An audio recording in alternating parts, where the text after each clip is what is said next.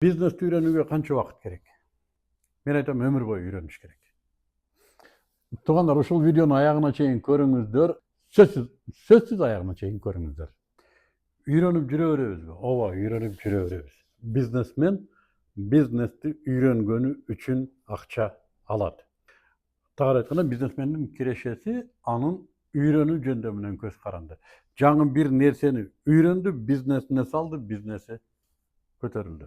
Дагы бир нерсени үйрөндү, бизнесине салды, кирешеси көтөрүлдү. Дагы бир нерсени үйрөндү, бизнесине салды, командасы түптөлдү. Дагы бир нерсени үйрөндү, бизнесине салды, финансы ордуна келди. Койчу, өмүр бою үйрөнө берет. Мен мына финансыны билем десе артта калат. Анткени финансы жылып кете берет. Быйыл кандай болду? Эмки жылы кандай жаңы тиркемелер пайда болду? Кандай инструменттер пайда болду? Маркетинг, мен супер маркетологмун. Мен бизнесимдин маркетингде эч ким маркетинги жок деди. Өлдү. Анткени маркетинг күндү өзгөрүп турат. Бүгүн чыгарган нерсең эртең башка, бүгүнкү илгениң эртең башка таасир берет. Койчу, үйрөнүп бүтүш мүмкүн эмес. Кыстырма. Ылдыйда шилтеме турат. Онлайндан эле биздин тренингтерге катышып, бизнести үйрөнсөңүздөр болот. Ошо шилтемеге кирип катталып койгула. Силерге менеджерлер чыгат жана түшүндүрүп берет. Демек өмүр бою жасала турган аракет. Эмне үчүн анда бизнести баштап атканда ушул нерсе айтылбайт? Себеби муну түшүндүрүш кыйын. Бирок ошого карабай, бизнести баштоо үчүн мөөнөттү кыскартса болот. Кээ бирлер бизнести бир жыл баштайт. Ишенесиңерби? Мен бир билген киши бар, бизнести 6 жылда жүргүзгөн. 6 жылда баштаган. Бир тийип, бир качып, бир нерсени окуп келип алып, аны ыргылжаң болуп жүрүп. Ошол эле учурда мен бизнести бир күндө баштаган адамды да билем. Бир күндө баштаган адам эмне болду? Билип билбей чала пула кылды, ал дагы чалынды, кыйналды. 6 жылда баштаган киши эмне болду? 6 жылдык мүмкүнчүлүктөрдү колдон чыгарып ийди. Ошондуктан бүгүн эгерде бизнести үйрөнүү маселесинде мындай курактарга бөлө турган болсок, алиппени үйрөнүп, ошол алиппени үйрөнүп аткан учурда эле киреше тапканга, алиппени үйрөнүп атканда эле системаны кура баштаганга, алиппени үйрөнүп атып эле өзүңдүн ордуңду рыноктон нары турчу, бери турчу деп ээлегенге жетишсе боло турган мөөнөт бар. Биз мисалы үчүн тренингтерде биз 2 ай дейбиз.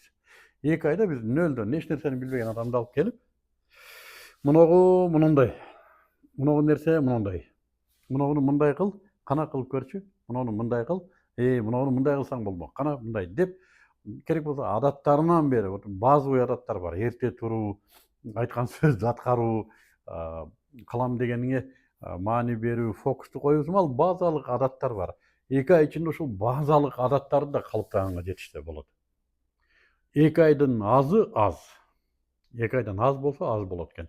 2 айдан көп болсочу, 2 айдан көп болсо болот, бирок өтө созулуп кеткен да болбойт. Себеби улам жанагы жаш баладай да, жаш баланын оокат жейиши аябай кыйын.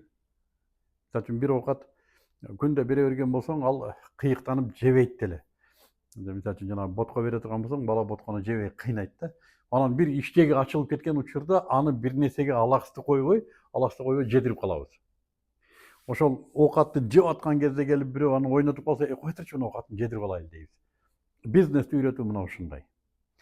Кол келип атканда, үйрөнүп атканда шак башында өзү жол болот. Бизнеске кирген адамдын дайым жолу болот. Киргенде дайым жолу болот. Бул Аллах Таала ошондой бир бонус береби?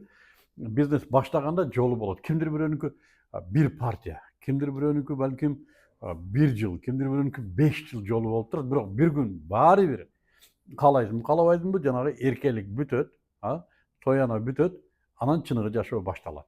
Жана келин келгендегисин эстейт дейт го, келгенде келиндин карантини бар да, айылдагылар жакшы көрүп айланып кетейин, тиги бу деп эркелетишип, келгеле кой, каердин кызы мындай деп бүт, келин кызык, айылдын кыздары бүт келип жардам бере коюп, жеңеке тиги бу деп, мамилелер өтө горячий мамилелер. Анан бир күн уже чыныгы турмуш башталаганда, анан ким келинге кандай мамиле кылат, ошо көрүнүп калат. Бизнесте мына ушундай. Башында жол болот. Мына ушул жол болуп аткан кезде, ушул 2 айдын ичинде да, биз дүкүлдөтүп, давай, эми муну кылчу, молодец, эми муну кыла койчу, молодец, эми муну койчу, молодец деп, анан кийин ошо 2 ай ичинде кирешеге чыгарабыз. Аппетитин ачабыз. Тилекке каршы 2 ай бүткөндөн кийин жана чыныгы турмуш башталганда жана келиндер кетип калгандай да. Эми мындайды күндө эле мен майрам болот десем күндө майрам болбой турбайбы дегендей чыныгы бизнес башталганда кыйынчылыктар башталганда кээ бирлер таштап да коет. Ошондуктан биз бул башка маселе. Мен айтайын дегеним бизнести башташ үчүн 2 ай жетиштүү. Эгерде 2 ай бул 60 күн. 60 күн 24 саатка көбөйт дагы андан 8 эле саатын коюп кой бизнеске. 60 күндүн 8-и 480 саат.